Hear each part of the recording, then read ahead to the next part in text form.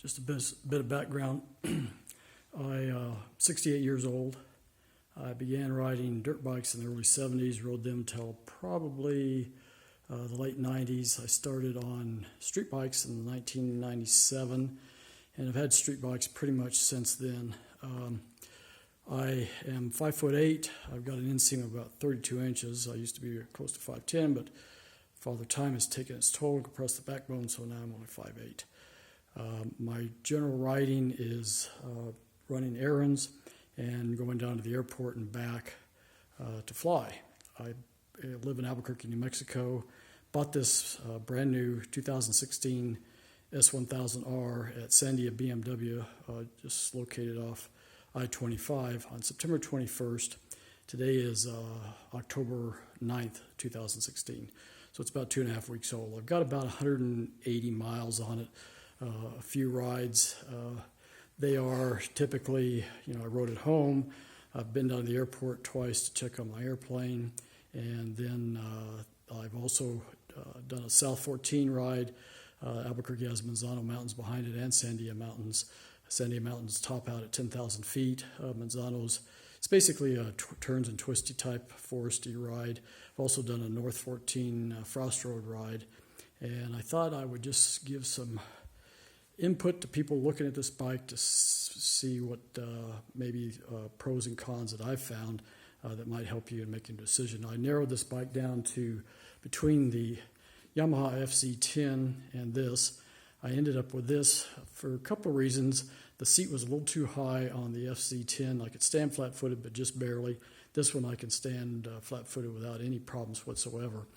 And the other thing was engine heat had been reported by some people, and I noticed that on the FZ10. The other thing is the FZ10 was $13,000, no dealing. This bike was 15. In fact, let me look at the invoice. I've got it down here somewhere. It was, let's see, $15,890. That included $100 for the black paint and $1,800 for the premium package, $495 for shipping, handling, setup, that kind of stuff.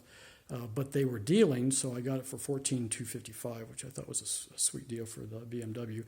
And after test riding the FZ10 twice and this twice, I decided this really was the bike to get, and I'm glad I did it. I have no regrets at this point. My previous ride was a 2009 Yamaha FZ1, again 2009, 15,000 miles on it. It's currently over at Moto Authority on Ubec Comanche on consignment for sale, and hopefully it'll sell one of these days. But I really love that bike, but decided I wanted to get something like this because of the ABS, traction control, cruise control, heated grips, all that good stuff. I ride year-round, so I've always wanted real good heated grips, and I didn't want to do the aftermarket stuff. BMW has great ones. In fact, just before the FZ9, I had a R1200 GS, had heated grips, and enjoyed that bike, but the motor was, I did not like it. The seat height was too high, that kind of stuff. Anyway, let's get started. Start with the front of the bike. This will be a front to back walk around, pluses and minuses. The little windscreen, really kind of surprised at how well that works. BMW must have done some wind tunnel testing because it really works pretty well up to about 65, 70 miles an hour. After that, it doesn't. You're going to get blasted with some wind. It also doesn't protect your arms, so your arms are going to get hit pretty well. The other thing is, I was thinking about putting another windscreen on it, but I haven't seen anything or any reviews yet about something that actually works better. One guy did a screen from, I think it's called Wonder Leash. It's a German company, of course, real pricey on everything they've got, and he really couldn't tell much difference. So until something comes along that really has some wind tunnel tests and some reviews telling you how great it is, I'm not gonna switch out on it.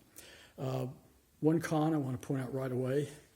That brake fluid container, unbelievable. How BMW, with all their design engineers and all the good stuff that they do, could put something so gross and so ugly on this bike. I just don't understand it. I've seen guys that put black covers on it. My FC had a square black box, unobtrusive, didn't stick out. That thing is just really gross. Don't like that. I got them to put these HP levers on, It was on another bike they'd taken in trade-in, and they actually swapped them out for me and charged me $90 for labor to do it, but I thought that was well worth the price. Let's see, moving on. I'll talk about the engine heat. My FZ1, generally, even in the summertime, the only time the fan would turn on, and it turned on about 210 degrees, would be when I was sitting at a stoplight for quite a while and couldn't get going. Once I got going, it turned off. This one turns on about 215 degrees, and unless you're going at least 40 miles an hour fairly consistently, it's going to be on. So quite a bit of engine heat, but again, as long as you're traveling, and especially those rides I went on South 14, North 14, the engine remained cool enough to where the fan didn't come on. I think it was running around 180 to 188 degrees, and Albuquerque's been fairly cool for this time of year. Let's see. All right, move on. Cruise control, electronics, all that stuff's great. Just love it. I really enjoy that stuff. I'm going to have to get some frame sliders. I like the Wunderlich ones, but of course they're real pricey. Downside is you've got to take the fairing off to install them.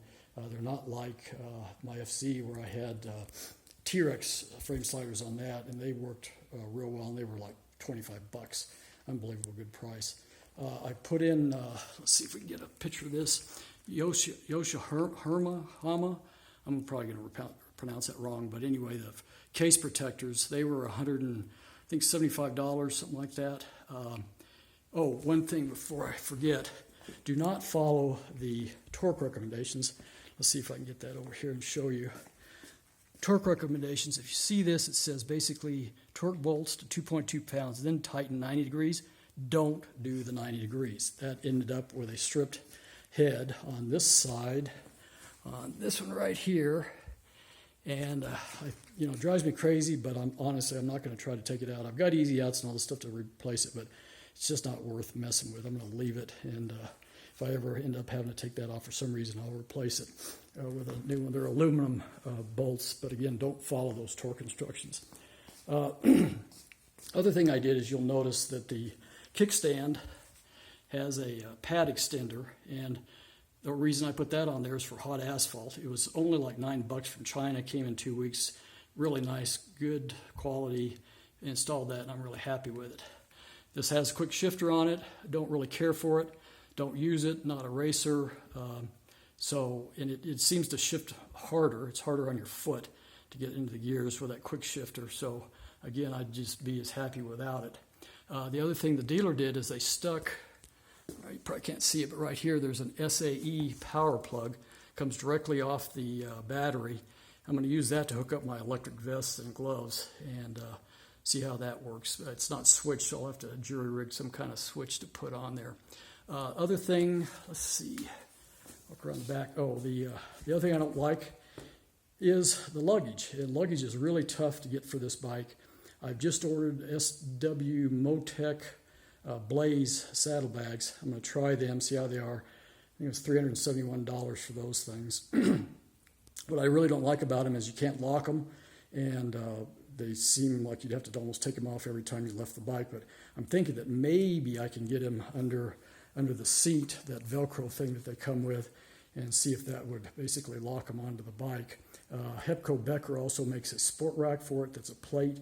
That actually might have some use for me as far as setting up something. I had on my, I'll show you over here, had on my FZ this case, and it was hooked, let's see if I can show you. It was hooked to a Yamaha seat for the back, so locked it in, worked real well, but it's kind of ugly, so I don't know if I really want to do that or not, but I'm going to try that SW Motec.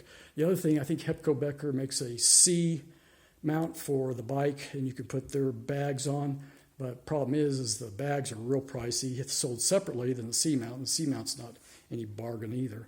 So anyway, moving around, let's see. The exhaust.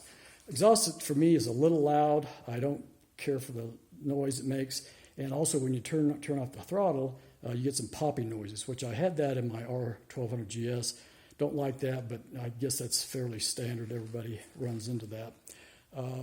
What else? The suspension, I've got it on soft, and it's a little bit rougher than my FC, but it's not really bad. I can live with it, so that's not really a problem.